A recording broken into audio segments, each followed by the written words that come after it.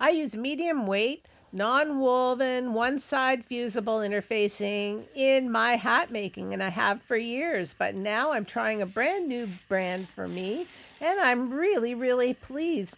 It has the glue on one side, and it's quite a generous amount of glue. You can feel it. It's very nubby, but that uh, other side that doesn't have the glue is quite smooth and shiny. So it's referred to as a black glueless, which means the glue has a bit of a tint of color to it to make it easier to see which side the glue is on. And the glueless means that the one side of the two sides has no glue. So that's how they describe it, folks. And I'm just here to share that knowledge with you. So I'm cutting out my band for my hat and my interfacing at the same time. So the two pieces will be the same size. I'm going to adhere the fusible interfacing onto the wrong side of my band.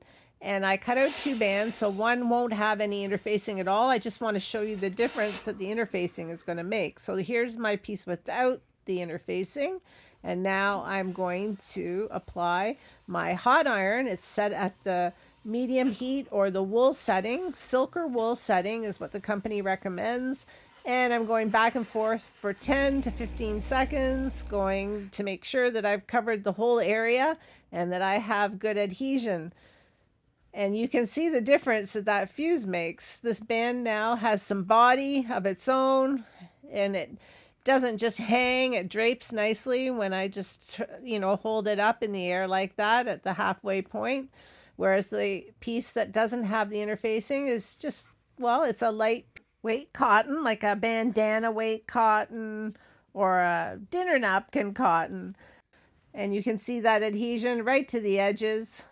And if it hadn't, I'd just turn it over and apply some more heat until it does.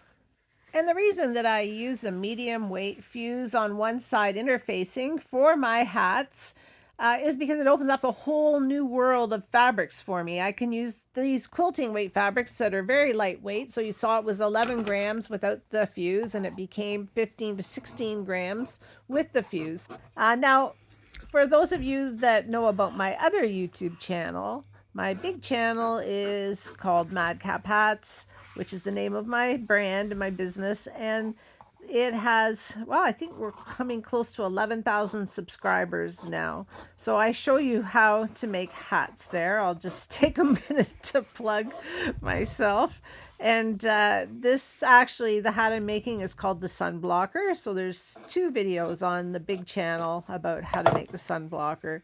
But I do add, when I use a quilting weight fabric, even though I back each piece with that beautiful medium weight fusible, one side fusible interfacing, I do add a sew-in piece as well. So there'll be two pieces on the back of a band of a lot of my sun blockers, because I really like the chance to pick out these beautiful fabrics that I get to have choices of when I'm able to use quilting fabrics by adding a little bit of extra weight to them with this interfacing. Okay, so back to the interfacing. And it also makes the construction of my hats a lot stronger. So I have added this layer to the back of my cotton, which also helps to give the cotton some wrinkle resistance, which is wonderful for a hat. And here's another version of a hat that I've made that has the fuse on the wrong side of the band, the top and the brim pieces. And this one has the fuse on the top and the band pieces on the underside as well. So you can see I use lots and lots of interfacing, folks. I'll put the links to the videos for how to make these hats, and I will also put the links for this interfacing in the description below. In the meantime, thanks so much for watching. Subscribe to the channel and check out our big channel, Madcap Hats. The link will be in the description or right here at the end. Thanks again. Bye.